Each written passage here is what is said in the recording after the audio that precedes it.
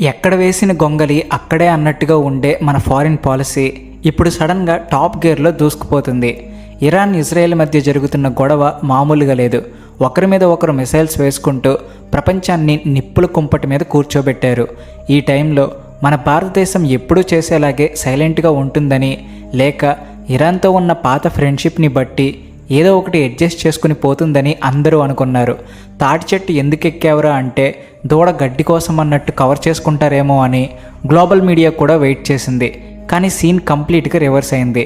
మన భారతదేశం వేసిన మాస్టర్ స్ట్రోక్కి ప్రపంచ దేశాల మైండ్ బ్లాక్ అయింది. ఎందుకంటే ఇరాన్కి ఆపోజిట్గా డైరెక్ట్గా ఒక్క మాట కూడా అనలేదు. కానీ గల్ఫ్ దేశాలకు అంటే యుఏఈ, బహ్రెయిన్, ఒమన్ లాంటి వాళ్ళకి మాత్రం ఫుల్ సపోర్ట్ ఇస్తున్నట్టు ఓపెన్గా అనౌన్స్ చేసింది. ఈ ఒక్క మూవ్తో గ్లోబల్ పాలిటిక్స్లో పెద్ద భూకంపమే వచ్చింది. రష్యా ఏమో తన పాత ఫ్రెండ్ ఇరాన్కి సపోర్ట్గా నిలబడింది. చైనాకి ఇంకో పని లేదు కాబట్టి దొరికిందే ఛాన్స్ అని ఇజ్రాయెల్ మీద కామెంట్స్ చేస్తుంది. వీళ్ళ మధ్యలో మన భారతదేశం ఎలా రియాక్ట్ అవుతుందో అని అమెరికాతో సహా అందరూ ఈగర్గా చూశారు. సరిగ్గా అప్పుడే మన మినిస్ట్రీ ఆఫ్ ఎక్స్టర్నల్ అఫైర్స్ ఒక స్టేట్మెంట్ ఇచ్చింది. అందులో ఇరాన్ పేరు ఎత్తకుండానే గల్ఫ్ దేశాల మీద దాడులు జరిగితే మాత్రం మేము ఊరుకునేది లేదు అని గట్టిగా వార్నింగ్ ఇచ్చింది. అసలు ఈ బిహేవియర్ చూసి పెద్ద పెద్ద ఎక్స్పర్ట్స్కే ఫ్యూజ్లు ఎగిరిపోయాయి. ఇంతకీ ఏం జరిగిందో తెలుసుకోవాలి అనుకుంటున్నారా? అయితే ఈ వీడియో చివరిదాకా చూడండి. అంతకంటే ముందు మీరు మా ఛానల్ సబ్స్క్రైబ్ చేసుకోకపోతే వెంటనే సబ్స్క్రైబ్ చేసుకుని కామెంట్ సెక్షన్లో జై హింద్ అని రాయడం మర్చిపోకండి. ఒకప్పుడు మనం ఎవరు ఏమనుకోకూడదు అని అందరితో సైలెంట్గా ఉండేవాళ్ళం. కానీ ఇప్పుడు అలా కాదు. మా ఫ్రెండ్స్కి ఏమైనా ప్రాబ్లం వస్తే మేము కొండలా నిలబడతామని గ్లోబల్ డిప్లొమసీలో కొత్త చాప్టర్ ఓపెన్ చేసింది మన భారతదేశం. మనం ఎప్పుడు ఒకే ట్రాక్లో వెళ్ళం. అవసరాన్ని బట్టి మన రూట్ మార్చుకుంటామని ఈ ఇన్సిడెంట్తో క్లియర్గా అర్థమైపోయింది. అసలు మన భారతదేశం ఇరాన్ లాంటి పాత ఫ్రెండ్ని పక్కన పెట్టి గల్ఫ్ దేశాలకు ఎందుకు షీల్డ్ లాగా మారుతుంది? దీని వెనుక ఉన్న అసలు స్టోరీ ఏంటి అని ఎవరికైనా డౌట్ రావచ్చు. మనమేదో ఆషామాషిగా ఎమోషనల్గా ఈ డెసిషన్ తీసుకోలేదు. దీని వెనుక చాలా పెద్ద కమర్షియల్ అండ్ స్ట్రాటజిక్ ప్లానింగ్ ఉంది. గల్ఫ్ దేశాలు అంటే మనకు కేవలం పెట్రోల్ పంపులు కాదు. యుఏఈ, సౌదీ అరేబియా లాంటి దేశాల్లో మన వాళ్ళు కోట్లలో ఇన్వెస్ట్ చేశారు. అక్కడ లక్షలాది మంది మన వాళ్ళు ఉద్యోగాలు చేస్తున్నారు, బిజినెస్లు రన్ చేస్తున్నారు. వాళ్ళు పంపించే డబ్బులు మన ఎకానమీకి బ్యాక్ బోన్ లాంటివి. ఇలాంటి టైంలో ఇరాన్ సపోర్ట్ చేస్తున్న కొన్ని గ్రూప్స్ ఆ గల్ఫ్ దేశాల మీద టార్గెట్ చేస్తే అబ్బా మనకెందుకులే అని ఊరుకుంటే మనకే పెద్ద లాస్. రేపొద్దున్న అక్కడ ఏమైనా అయితే మన పెట్రోల్ బంకుల్లో రేట్లు ఆకాశాన్ని తాకుతాయి. సామాన్యుడి జేబుకి చిల్లు పడుతుంది. అందుకే నోటికాడ కూడు లాక్కుంటుంటే ఎవడైనా ఊరుకుంటాడా? మన భారతదేశం కూడా అదే చేసింది. ముందు మన సేఫ్టీ ముఖ్యమని ఫీల్ అయింది.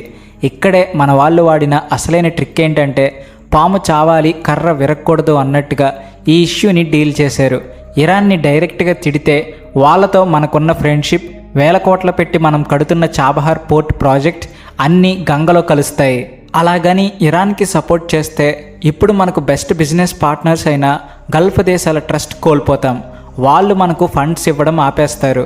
అందుకే ఇరాన్ పేరు చెప్పకుండా ఎవరైనా సరే ఆ ఏరియాలో శాంతిని చెడగొడితే మేము కఠినంగా యాక్షన్ తీసుకుంటామని ఒక స్మార్ట్ వార్నింగ్ ఇచ్చింది.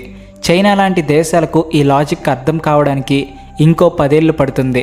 మన స్ట్రాటజీ ఎంత షార్ప్గా ఉందంటే ఎవరిని హర్ట్ చేయకుండానే మన టార్గెట్ని రీచ్ అయ్యాం. దీని వెనుక ఇంకో పెద్ద గేమ్ ఉంది. అదే ఐమెక్ అంటే భారతదేశం middle east Europe economic corridor. ఇది మామూలు ప్రాజెక్ట్ కాదు భయ్యా. చైనా వాళ్ళ వన్ బెల్ట్ రోడ్ ప్రాజెక్ట్కి కౌంటర్గా మన వాళ్ళు సెట్ చేసిన $1 ట్రిలియన్ మెగా ప్రాజెక్ట్.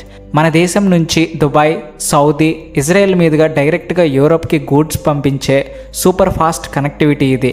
ఇప్పుడు ఇరాన్ అండ్కో చేస్తున్న గొడవల వల్ల ఈ రూట్కి అడుగడుగున ప్రాబ్లమ్స్ వస్తున్నాయి. ఈ ఐమెక్ ప్రాజెక్ట్ కనుక సక్సెస్ అయితే మన ఎకానమీ ఎక్కడికో వెళ్ళిపోతుంది. గ్లోబల్ ట్రేడ్లో మనం కింగ్ అవుతాం. అలాంటి ప్రాజెక్ట్కి ఎవడైనా అడ్డొస్తే ఊరుకునే ప్రసక్తే లేదు అని మన వాళ్ళు గల్ఫ్ దేశాలకు ఫుల్ బ్యాకింగ్ ఇస్తున్నారు. మన ఫ్యూచర్ బిజినెస్ని, మన నెక్స్ట్ జనరేషన్ డెవలప్మెంట్ని సేఫ్ చేసుకోవడానికి వేసిన మాస్టర్ ప్లాన్ ఇది. ఒకప్పుడు మనం ఎవరితోనూ గొడవ పెట్టుకోకుండా బ్రతుకుదామనే మైండ్ సెట్తో ఉండేవాళ్ళం. కానీ ఇప్పుడు ఆ సీన్ లేదు. గడిచిన 10 ఏళ్లలో మన భారతదేశం చాలా కాన్ఫిడెన్స్ గెయిన్ చేసింది. ఇప్పుడు మనం సైలెంట్గా ఉండట్లేదు, యాక్షన్లోకి దిగుతున్నాం. ఒమన్ పోర్ట్స్లో మన నేవీ వాళ్ళు కంటిన్యూస్గా ప్యాట్రోలింగ్ చేస్తున్నారు. యుఏఈతో కలిసి కొత్త కొత్త డిఫెన్స్ డీల్స్ కుదుర్చుకుంటున్నాం. జాయింట్ మిలిటరీ ఎక్సర్సైజులు చేస్తున్నాం. మనం ఎంత స్ట్రాంగ్గా మారామంటే మిడిల్ ఈస్ట్లో ఇప్పుడు మన పర్మిషన్ లేకుండా ఏది జరగదు అన్న లెవెల్కి వెళ్ళిపోయాం. అందుకే బహ్రెయిన్ లాంటి చిన్న దేశాలు కూడా ఏ ప్రాబ్లం వచ్చినా వెంటనే అమెరికా వైపు చూడకుండా మన వైపు చూస్తున్నాయి. ఆపద వస్తే 7 సముద్రాల అవతల నుంచి ఎవడో అమెరికా వాడు వస్తాడని ఆశపడడం కంటే పక్కనే ఉన్న మన భారతదేశం అండగా ఉంటుందనే కాన్ఫిడెన్స్ వాళ్లకు వచ్చింది. ఇజ్రాయెల్ ఇరాన్ మధ్య ఫైట్ని మన మీద 2 దేశాల పర్సనల్ ప్రాబ్లం లాగా చూడట్లేదు. ఇది గ్లోబల్ సప్లై చైన్కి పెద్ద ముప్పు అని మనకు తెలుసు. అక్కడ గొడవలు జరిగితే గ్లోబల్ మార్కెట్లో క్రూడ్ ఆయిల్ రేట్లు పెరిగిపోయి మన దేశంలో కూరగాయల నుంచి కారు దాకా ప్రతి వస్తువు రేటు పెరిగిపోతుంది. మన వాళ్ళ సేఫ్టీ అండ్ ఎనర్జీ సెక్యూరిటీ విషయంలో కాంప్రమైజ్ అయ్యే ఛాన్సే లేదు. ఆ దేశాల పీస్తో మన డెవలప్మెంట్ లింక్ అయి ఉంది. అందుకే గల్ఫ్ దేశాలకు మనం ఇస్తున్న సపోర్ట్ ఇండైరెక్ట్గా ప్రతి సామాన్యుడి ప్రయోజనాలను కాపాడటమే. మన వాళ్ళకి అక్కడ ఎలాంటి ప్రాబ్లం రాకుండా చూసుకోవాల్సిన బాధ్యత మన గవర్నమెంట్ తీసుకుంది. అమెరికా వాళ్ళేమో భారతదేశం మా మాట వింటుంది, మేము చెప్పినట్టే నడుచుకుంటుంది అనుకున్నారు. రష్యా ఏమో మన పాత ఫ్రెండ్ కదా, ఎలాగైనా మన వైపే ఉంటారు, మనం ఏం చేసినా సపోర్ట్ చేస్తారు అనుకున్నారు. కానీ మన వాళ్ళు ఈ ఇద్దరికి దిమ్మ తిరిగే షాక్ ఇస్తూ ఎవరి ప్రెషర్కి లొంగకుండా ఎవరి మీద డిపెండ్ అవ్వకుండా మనకంటూ ఒక సపరేట్ రూట్ క్రియేట్ చేసుకున్నారు.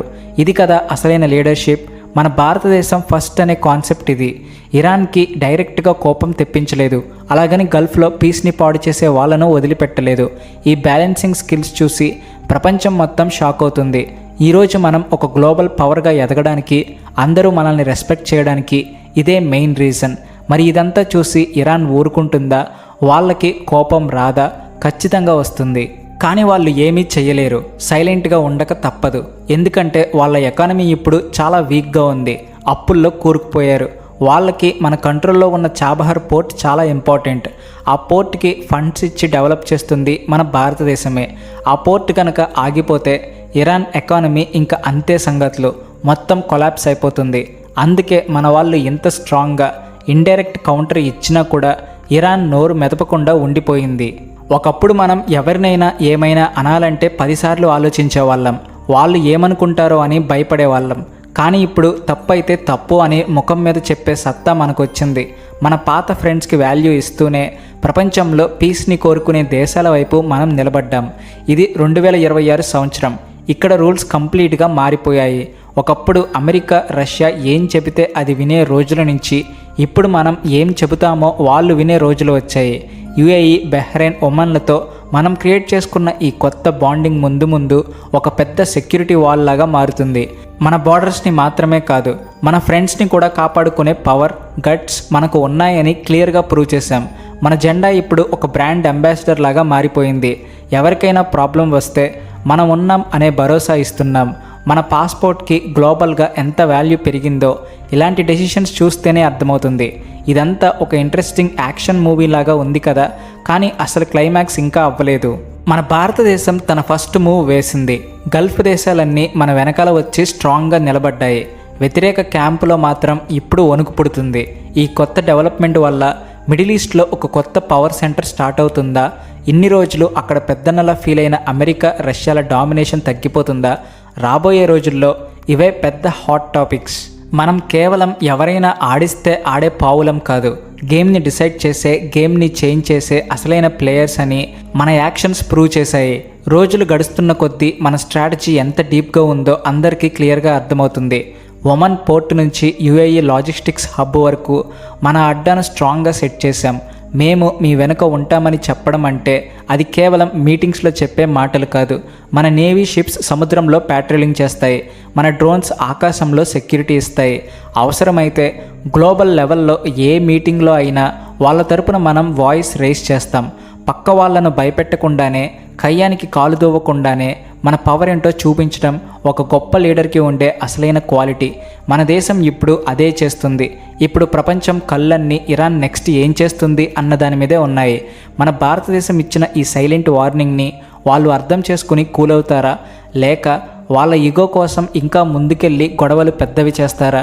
కానీ ఒకటి మాత్రం పక్కా, ఈసారి మన వాళ్ళు గీసిన లైన్ని ఎవరు అంత ఈజీగా క్రాస్ చేయలేరు. మనం వేసిన ఈ మాస్టర్ ప్లాన్లో మన ఎనిమీస్ ఖచ్చితంగా ట్రాప్ అవుతారు. అది వాళ్ళకి చాలా పెద్ద దెబ్బ అవుతుంది. మన గర్జన ఇప్పుడు ఎడారుల ఇసుక తిన్నెల నుంచి సముద్రపు అలల వరకు గట్టిగా వినిపిస్తుంది. ఇది చూస్తుంటే ప్రతి ఒక్కరికి ఎంతో ప్రౌడ్గా అనిపిస్తుంది. గల్ఫ్తో మనం కలుపుతున్న ఈ కొత్త బంధం త్వరలోనే వరల్డ్కి ఒక కొత్త ఫేస్ని చూపిస్తుంది. మన దేశం అనుకున్న ఈ సూపర్ ప్లాన్ నిజంగా వర్కౌట్ అవుతుందా? పెద్ద గొడవలు లేకుండా, యుద్ధాల దాకా వెళ్లకుండా మనం ఈ ఏరియాలో మన పవర్ని చూపిస్తామా? వీటన్నిటికీ ఆన్సర్స్ టైం వస్తే కానీ ఎవరికీ తెలియదు. కానీ మన ఇంటెన్షన్స్ మాత్రం చాలా క్లియర్గా ఉన్నాయి. ప్రపంచ లీడర్లు అందరినీ ఆలోచనలో పడేసిన మన ఈ సైలెంట్ అటాక్ ఎంత పవర్ఫుల్గా ఉందో మీరు చూస్తూనే ఉన్నారు. ఈ కొత్త ఎనర్జీ, ఈ కొత్త కాన్ఫిడెన్స్ మన నిజమైన ఐడెంటిటీ. మనకు ఎవరితోనూ ఊరికే గొడవ పడాలని లేదు. అలాగని ఎవరైనా మన మీదకు వస్తే వదిలిపెట్టే ఉద్దేశం అంతకన్నా లేదు. మన ఇంట్రెస్ట్స్ని కాపాడుకుంటూనే ఫ్రెండ్షిప్ని ఎలా మెయింటైన్ చేయాలో మనకు బాగా తెలుసు. ఈ మిడిల్ ఈస్ట్ పాలిటిక్స్లో మన భారతదేశం వేయబోయే నెక్స్ట్ స్టెప్ ఏంటి అనేది ఇప్పుడు ఎవరూ గెస్ చేయలేరు. కానీ అది ఖచ్చితంగా గ్లోబల్ హిస్టరీని మార్చేస్తుంది అనడంలో మాత్రం ఎలాంటి డౌట్ లేదు. మరి దీని మీద మీ ఒపీనియన్ ఏంటో కింద కామెంట్స్లో తెలియచేయండి. అలాగే ఈ వీడియో నచ్చితే please like and share and also thanks for watching.